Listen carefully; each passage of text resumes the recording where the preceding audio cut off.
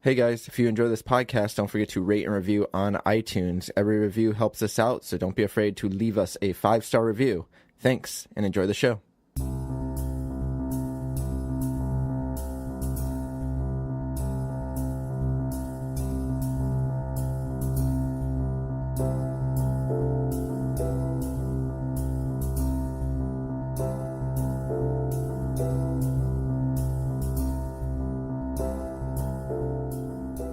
Ladies and gentlemen, boys and girls, children of all ages, welcome to Across America. Hold on. All ages? Yeah.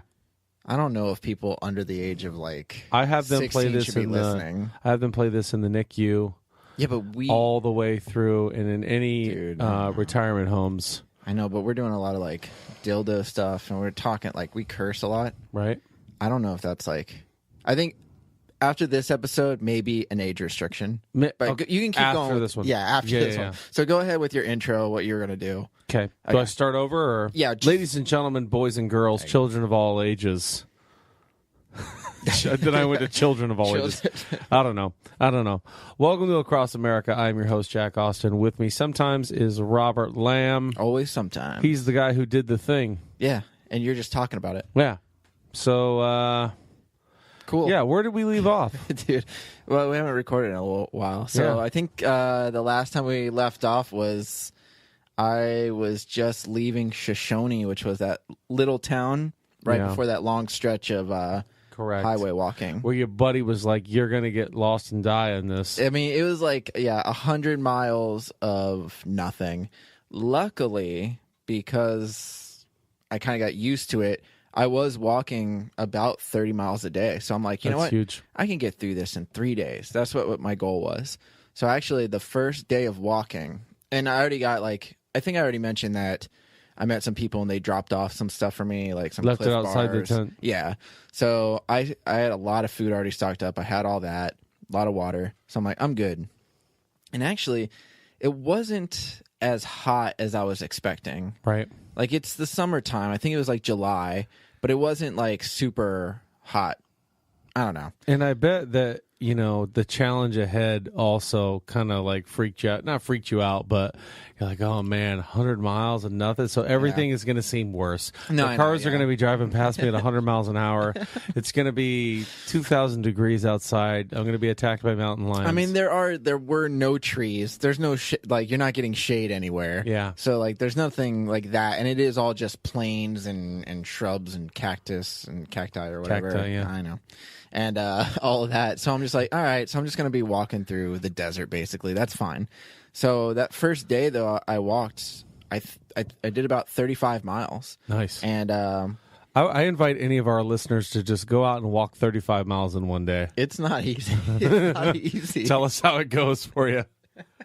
Hashtag dildo Tana. Yeah, definitely. Yeah, it's definitely not easy. I walked 38 miles in one day before the walk, and that was to Tampa when I did around. And dude, when I did that without any prior training or anything or practice, I did that. The next day, my legs were stiff. I couldn't bend them. Your dogs were barking. Yeah, it was bad. But I was kind of used to it now. So 35 miles, I was actually glad I did that, and because I figured 3 days would be nothing if I could do it in 3 days. Right. You had enough provisions for 3 days. Yeah, so it wasn't that bad. And I could have made all this shit last for probably a week and a half if I had to. I keep forgetting that you're in areas that have no trees and no nothing. That's just got to be... I mean, it's weird because there are trees in Wyoming. No, I know. Just not on the stretches I'm on. On the stretch you're on, it's nothing but open area. Yeah. So that's that's a little crazy. But it's kind of cool because at night, kind of how the desert is, it's cooler at night. So it's cooler at night, hotter during the day. But even then, like I said, it wasn't as hot. The sun wasn't beating down on me. I know when I get to Nebraska, which I'm going to talk about soon, is that was hot. Mm-hmm. When I was walking through there. But for some reason, Wyoming wasn't that bad. And it's July at this point. So anyways, the first day it was fine, but that first night sleeping under the stars, it was kind of creepy because coyotes and all that kind of stuff. Dude, you hear howling, and it's like 20 coyotes. I can hear them just like kind of walking by my tent, checking out the tent. Yeah, barking. And, kind of sausages in here. Yeah, it was there. Like, I didn't think that they were going to attack me or anything, because everybody I talked to was like, "Oh, you don't have to worry about coyotes. Like, they're going to attack your dog. Like, they might go after your little dog if you have a pet dog or something, but they're not going to go after you. They're not going to go after anybody like that." So I was like, all right, I don't have to worry too much, but it's still kind of creepy late at night on the side of the road with no cars driving by, just to like hear like dogs like outside your tent sniffing around, howling. Like, am I going to be that exception to the rule? Well, it's also like, yeah, one coyote might not want me, but 20 of them, if they're starving, the numbers game. Yeah, you never know. They might take a chance at that point. Yeah. And I don't know if I mentioned this before. I have mentioned that I saw a lot of roadkill on the side of the road, but this one stretch in Wyoming, I mean, because, there's no street lights on this highway stretch of 100 miles, but there's just like dead animals, just like as far as the eye can see, just along the side of the road. Yeah. I'm pretty sure it was here, unless I mentioned it earlier in Montana, but I think it was in Wyoming, and on the stretch where I saw maybe I mentioned it earlier, where I saw like a owl or something with its head off. No. Okay, I didn't mention that. All right, so maybe it was Wyoming. Spoiler alert. Yeah, there was like an owl. It looked like an owl, and it was like dead. And I just saw the body, and I'm like, oh shit, like that's crazy. And then I kept walking, and then later on, I saw the owl's head, like just the head, and it was like maybe like I don't know, 20 yards from the body. I was like, that's crazy. So I mean, somebody was just riding along with a knife and just happened to, or a truck hit him so hard that his head just popped off. There would have been an explosion of feathers, I would imagine. Yeah, it was kind of weird. But I mean, there's like dead coyote. Dude, I even saw like dead mice, like just on the side of the road and stuff. Like it was crazy. There's tons of them. But so I'm like moving my cart around carcasses. I was gonna say that's why the coyotes aren't messing with you. They're eating the roadkill. Yeah, probably. I mean, I'm like, it's weird. Like, there's like times where I'm just like, I'll hit like an animal and I'll have like guts on my tire, and I'm like, oh, this sucks. Like, that's gross. I thought you were about to say guts on your shoes. Well, that too. I had that sometimes too. I always had to wipe them off. Gross. Yeah, it was pretty gross. But I actually I didn't mind the stretch, for 3 days, just because I was listening to audiobooks, which help pass the time, and podcasts. I walk for about 10 miles or 10 hours a day, 3 miles an hour, so 30 miles. Plus, then I try to tack on a few more before it got dark, and then just went to bed. I also brought tuna fish.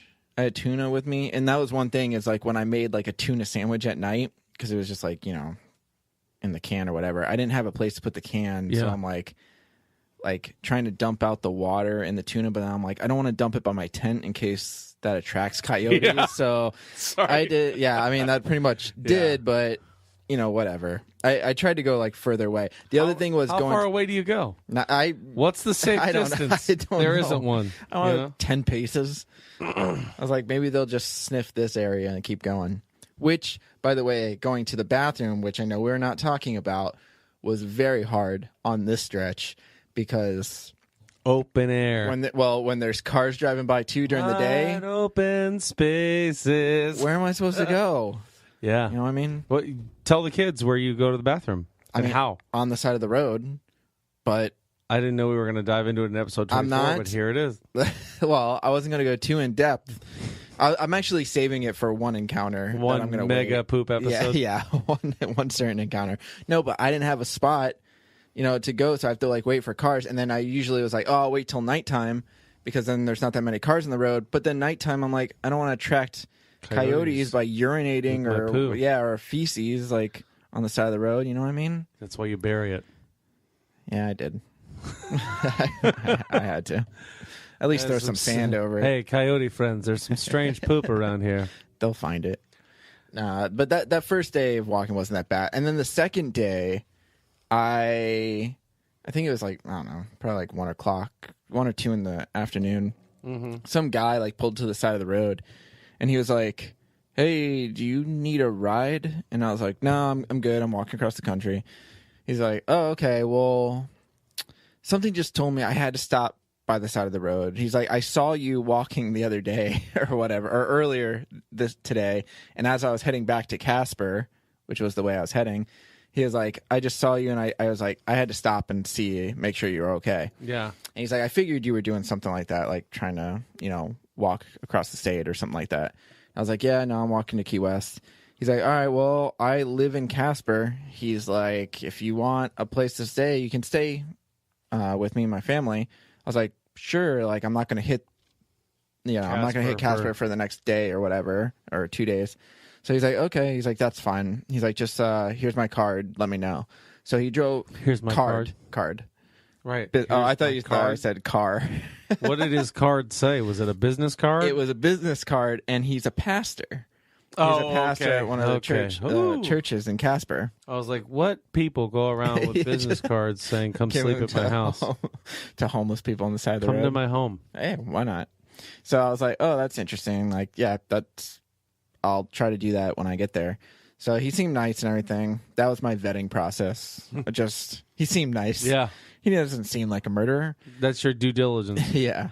So I finished walking, and the next day I get to Casper, and I was like, you know what? It's 5, because I didn't hit Casper until like 5 or 6 in the afternoon of the third day, and which I thought was a pretty good time. And he was like, or I called him, and I just said, hey, if it's still available, like I just got to Casper, I don't have any place to camp. If it's cool, he's like, yeah, for sure. Like. He told me to meet him at a gas station, and he was going to pick me up and drive me to his place. Yeah. Yeah. I know that sounds weird. None of this sounds sketchy at all, actually. In the back alley of the gas station behind the dumpsters. So I was like, all right. So I went to the gas station and waited for him to show up, and he showed up. We had to like shove my cart and backpack and all that kind of shit in his car. And then he drove me to his house, and I met his wife, and he had a son, and his son was like my age. And we were all talking and stuff. Now, I want to preface this by saying I'm not a very religious person. Yeah. As you know. I don't have anything wrong with that. If you're religious, that's cool. If he was a pastor, that's cool. I'm not super religious. So there was some awkwardness staying with him and his family. And stuff like that. Yeah, but like even the praying, like I'm fine with that. Like it's fine. You say amen at the end. No, we're good. We did that before. We did that before the podcast. We blessed the podcast before we got on. You know what though? I grew up in an extremely religious family, so I'm not, dogging it at all. I've been through it too, and I mean, me and my family now, we don't do that either. Right. We don't get into the super religious stuff. Mm. But, I know how awkward that can be. I mean, it's just awkward because they started asking me questions that I'm not... Like, okay, so for instance, I stayed with them for 2 nights. Yeah. Actually, the next day, because they were like, oh, are you going to take off, like, tomorrow morning? And I was like, well, I don't want to overstay my welcome, but I need to fix one of the wheels in my cart. You could stay up here with us forever. Hey, maybe they might have let me. So I was like, I need to fix one of the wheels in my cart, and I want to resupply and everything. They're like, well, you can stay another day if you want to, just to relax, since you just did that long stretch. So I was like, sure, like, I'll stay one more day. Well, they made dinner, and like we talked over dinner and stuff, but that first night they just came out and said like, what religion are you? And I just went, oh, like, well, I was raised Catholic, because my father was Catholic. Get out. Yeah. They're like, not in this household. And then they kicked me. They gave me the boot. Yeah. They kicked you out. Yeah. No, they're just like, oh, that's cool. Like, but then they said, how often do you go to church? And I was like, I don't really go. And it's like that. It's that thing where it's like I feel bad for saying that, but what though? Some religious folks feel like they can break all social boundaries as long as they're talking about God. As long as they're bringing up religion and the Lord, they feel like, how often do you pray? But it's like one of those things where it's like there's just some things that when you don't know somebody that well, maybe not talking about politics or religion or like certain aspects. Yeah, it's like. To me, it's like going up to somebody and be like, "Oh, you've been divorced before? What happened there?" Like that's like it's kind of weird. Yeah. I had an ex-girlfriend a long time ago. I was helping her move, and had met her family. And right before we were helping her move into her apartment, she gave me the lowdown that they were very religious, and I was like, "Okay, that's fine, whatever." And right before we get started with the move, he brings the whole family around, and they want to join hands and bless the move. Oh, wow. And so we're all taking hands. And right before they go bow their heads, I look at her, and she's looking at me like, oh, my God. We weren't standing next to each other. Right. She's across from me. She looks over at me, and I just mouth to her, what the fuck? That's what I'm saying. And like, she's like, weird. oh, my goodness. And we put our heads down and prayed.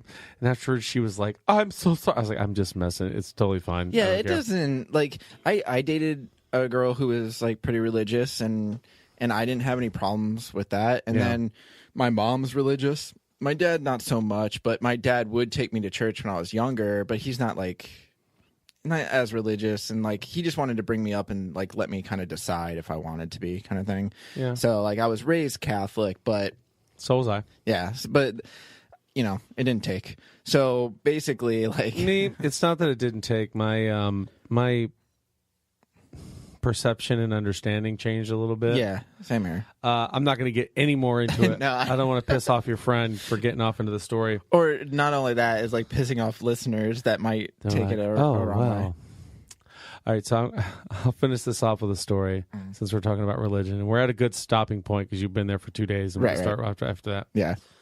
I had a music teacher who told me one time he was like a traveling musician. He would go to different gigs and stuff like that and help people. And one gig he went to that he didn't know it, but it was a faith healing church. Mm-hmm. Do you know what that is? No. That's where you come in and they Oh, put their yeah, I hands know on what you, you're- okay, and yeah, all yeah. of a sudden you're having a seizure and all is right with you in the Right. world. So he says, I went into this church and we were playing music, and it turns out the faith healer was not the guy, not the pastor. It was his grandma. Oh, wow. And he said the most arrogant thing he's ever heard in his life. He goes, I need you to turn the house lights on so people can look past their 1s and 5s and into their 10s and 20s. What does that mean? For donating money to the church. Oh, shit. Oh, shit. So then he brings grandma out to heal people. Mm-hmm. And as soon as grandma comes out, he says everybody around him started cackling, like weird shit. Oh, yeah. And he's like... I was like, what the fuck? He's in the band looking around. He's like, what is going on here? And he said the guy next to him turned to him just like with the dead straight face and goes, they're filled with the glory of God.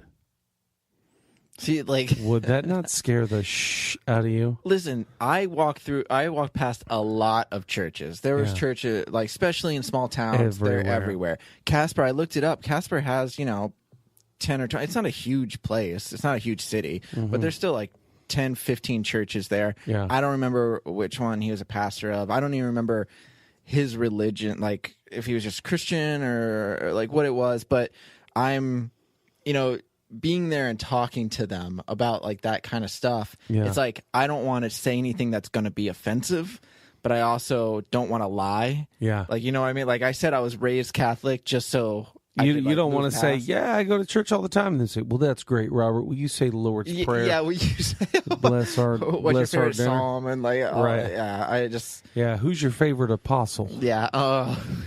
Johnny. Yeah, like, Johnny be good. Frankie. Yeah. And the Four Seasons, Frankie Valley. Yeah, that's the one. But so, yeah. and just to finish that story, that guy's like, they're filled with the glory of God. And he was like, okay. Did you leave after that? And so, no, he stuck around. And Grandma started touching people, and they would freak out naturally because Grandma had super magic Jesus powers. And man. the guy was like, I think the band needs a little healing. And she's like, walking over to the band, like, you know what I mean? Like, Walker. assisted walking over to the band. She's touching everybody, and my teacher goes, I was so ready. I was so ready for her to touch me and be like, she's a fraud. Yeah, like, not me. Not And he getting me. said they had to have seen the look on his face because, like, they stopped at the guy who was like, they're filled with the glory of God. They touched him, and he freaked out, and then he was like, that's enough. We're going to move back. So they must have had, I don't know. It just ran out. Yeah, she ran out of that healing power. Ran out of steam. Grandma needs to nap and refuel her healing powers. It probably takes a lot out of you. Yeah. Healing people? I would assume. Yeah. All right. Well, I think that's going to do it for this episode 24. Everybody loved it. I know that already. You guys The are reviews great. are in. Yeah. Reviews are in. Wow. Oh my Amazing. gosh, Mackay Pfeiffer. See a 5-star 5 rating. stars. Mackay, you're amazing. Thank you. He's my favorite guy named Mackay. Yeah, mine too. Yeah. Hands down. But my second Pfeiffer. Mm, I like Michelle Pfeiffer. no, well, Mackay's first on my list. Okay. Yeah, thank you, Mackay, and thank you to Danny Bonaducci. Wow. Oh my gosh. Danny, thanks for listening to the show, buddy. We love you. You're great. Everyone, oh, geez. The blessings, they are aplenty. Great. We'll talk to you next time, guys.